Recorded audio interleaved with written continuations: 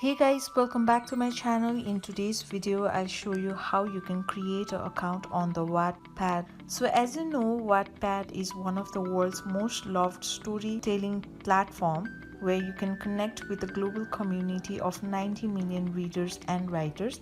So this app is very interesting. So making an account on the app is also very easy. First of all, you need to download the app either from your Play Store or App Store. As you can see, I've already downloaded it. Now once downloaded, open your app and here just tap on the join for free option.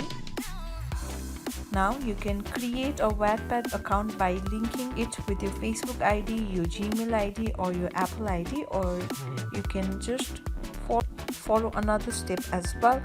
I'll just show you how it's done. So I'll just enter an email address and then a username in the second box, now a password in the third box, and your birthday in the last box, and then tap on the sign up option. By tapping on the sign up option, you agree to the terms of service and privacy policy as well. So here tap on sign up. So that's how you create an account on the Wattpad app. So this much for today. I hope this video was helpful for you. If you liked the video, please give it a thumbs up and don't forget to subscribe, and I will see you soon.